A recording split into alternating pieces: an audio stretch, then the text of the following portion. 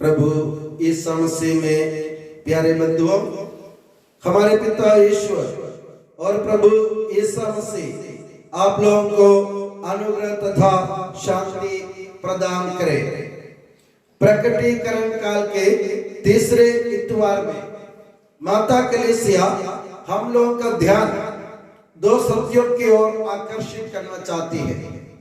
वो सत्य एक है कि प्रभु ईसा मसीह जो ईश्वर का पुत्र है, जो हमको मुक्ति दिलाने के लिए इस दुनिया में आए थे, वो सचमुच कौन है।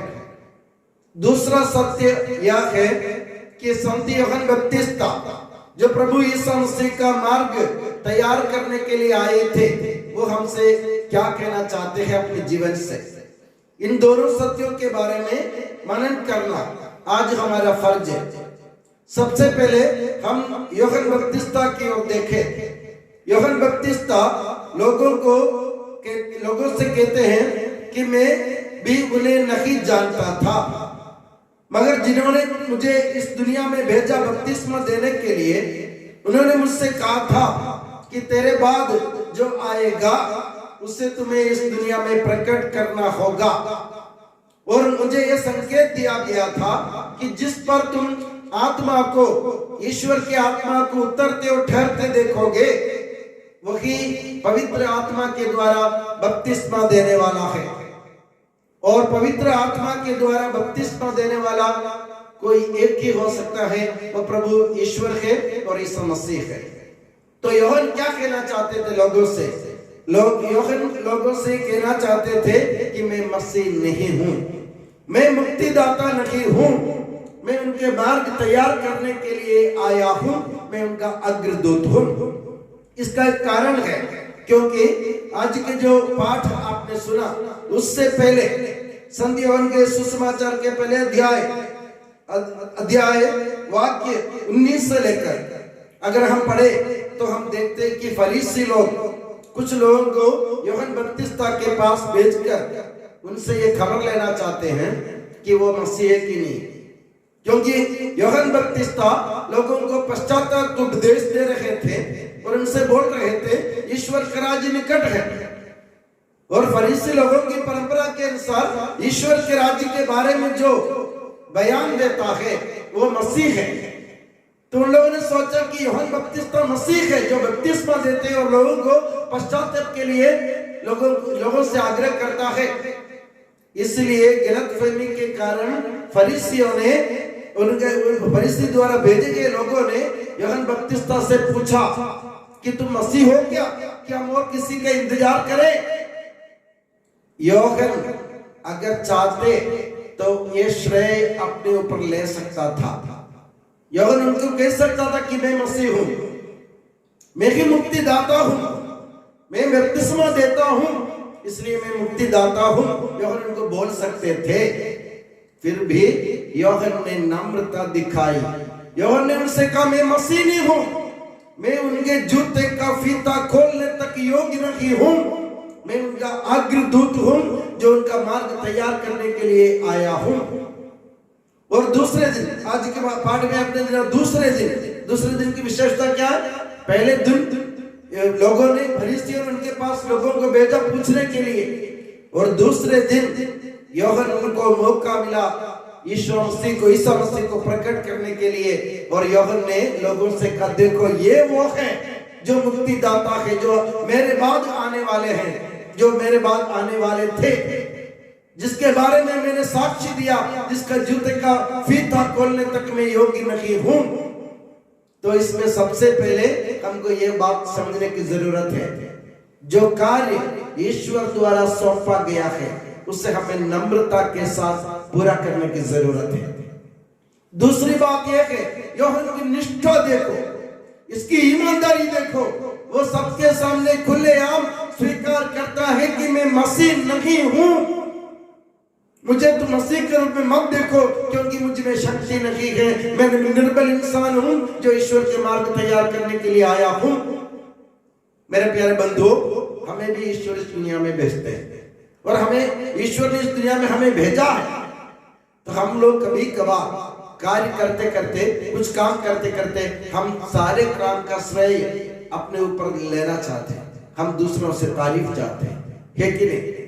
हम तारीफ सुनना चाहते हैं, मगर हम ये भूल जाते हैं कि मैं ईश्वर के कार्य करने के लिए आया हूं, मैं उनका सेवक हूं, मैं ईश्वर नहीं हूं, मुक्तिदाता नहीं हूं, मैं उनका मार्ग तैयार करने के लिए आया हूं। हम ये नहीं सोचते, मगर यूहन्ना ने सोचा। यूहन्ना चाहते तो अपने ऊपर श्रेय ले सकता था, अपनी तारीफ लोगों से बुलवा सकता था, फिर भी यूहन्ना ने नम्रता और ईमानदारी और निष्ठा के साथ उसने स्वीकार किया, मैं कुछ भी नहीं हूं, मैं नगण्य हूं। तो मेरे प्यारे बंधु, प्रकटीकरण काल के इस तीसरे इतवार में कलीसिया हमसे ये कहना चाहती है। क्या कहना चाहती है? कि तुम लोग कार्य करते हो, ईश्वर के कार्य करते हो, ईश्वर को प्रकट करने के लिए तुम बहुत कुछ करते हो, मैं उसका श्रेय कभी अपने ऊपर मत लो, क्योंकि तुम ईश्वर के सेवक मात्र हो। बाइबल में हमने संत लूकास के सुसमाचार में प्रभु यीशु मसीह एक बार कहते हैं लोगों से, सारे कार्य करने के बाद, सब कुछ करने के बाद ये बोलो, मैं अयोग्य सेवक भर हूं, मुझसे कोई काम नहीं होता, मैं सेवक मात्र हूं, मैं मालिक नहीं हूं।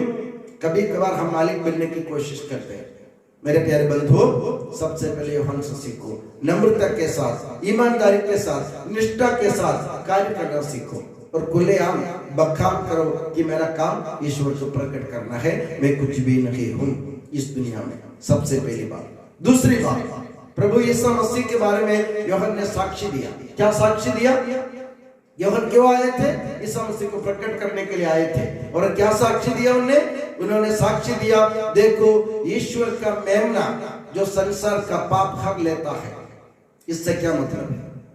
पुराने विधान में हम देखते हैं कि इस्राएल लोग अपने पापों के प्रायश्चित के लिए एक मेमने को यानी बकरे को पकड़कर उसके ऊपर हाथ रखकर उसको मार देते थे और उसके खून बलिवेदी और पवित्र स्थान पर छिड़कते थे, और बाकी जो बचा खून है वो दूसरे लोगों के ऊपर छिड़कते थे, ताकि वे लोग सोचते थे कि हमारे पापों की मुक्ति मिल जाए। हर साल वे लोग ये करते जाते थे, हर साल उनको करने की जरूरत थी। हर साल वे प्रायश्चित के दिन एक मेमने को या एक बकरे को मारकर उनका जल पवित्र स्थान पर और लोगों के ऊपर छिड़कते थे, और एक और दूसरे बकरे को पकड़कर उनके ऊपर हाथ रखकर वे लोग प्रार्थना करते और उनको निर्जन स्थान में छोड़ देते थे, ताकि वे लोग विश्वास करते थे ऐसा करने से उनको मुक्ति मिलेगी। मगर उनको मुक्ति नहीं मिली। बार बार मतलब हर साल उनको ये काम करना पड़ता था। मगर यूहन्ना बपतिस्ता ने पुराने विधान की सारी बातों को हटाकर लोगों को सत्य बताया।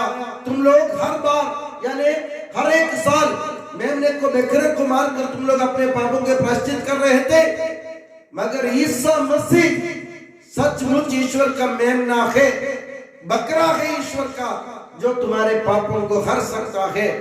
यानी जो भी यीशु मसीह में विश्वास करेगा उसे एक ही बार, एक हमेशा के लिए मुक्ति मिलेगी। उसको बार बार मुक्ति की इंतजार करने की जरूरत नहीं है, क्योंकि प्रभु यीशु मसीह एकमात्र मुक्तिदाता है।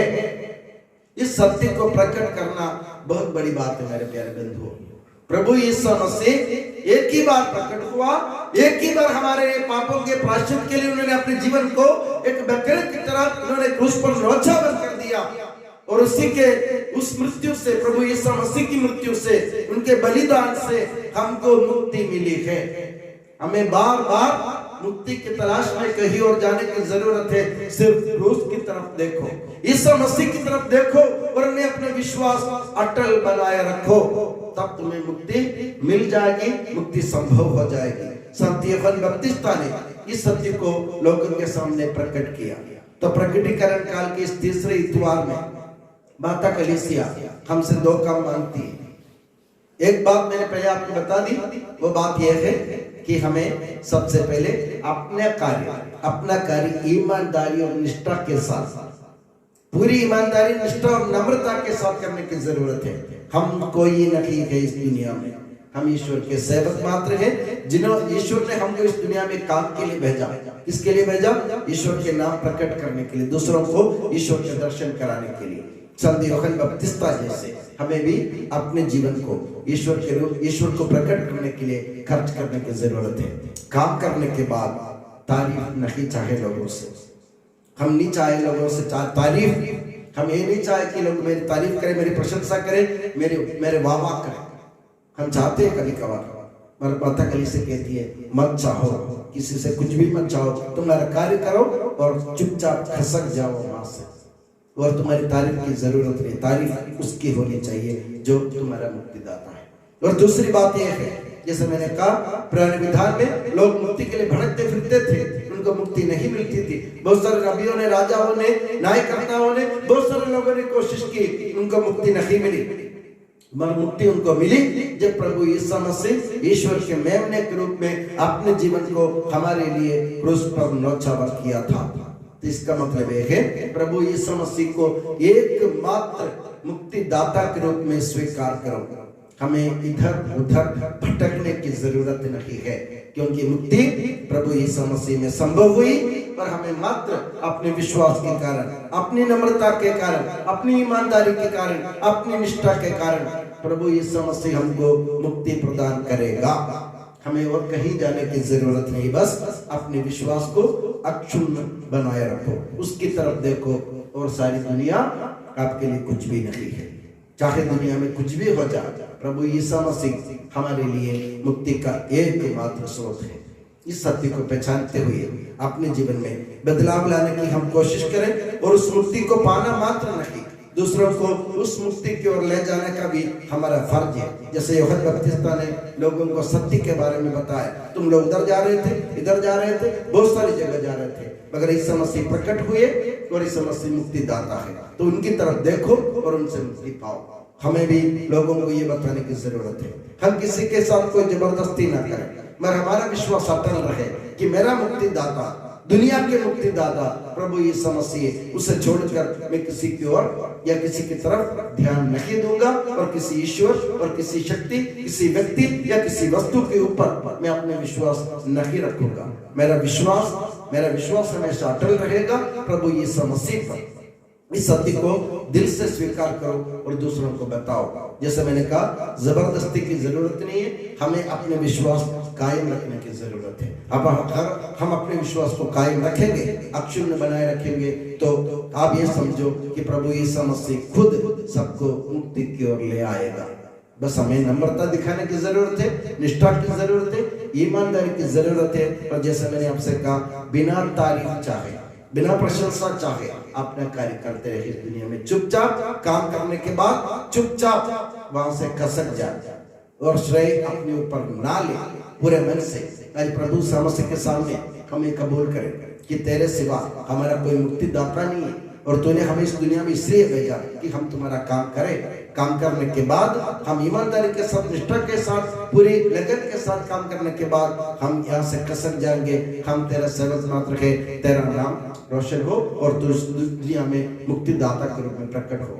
और मैं दुआ करता हूँ कि प्रभु यीशु मसीह और माता मरियम आप सभी को हमेशा अपनी नियामत की छत्र छाया में सुखी और सुरक्षित रखे। पिता, पुत्र और पवित्र आत्मा के नाम पर आमीन।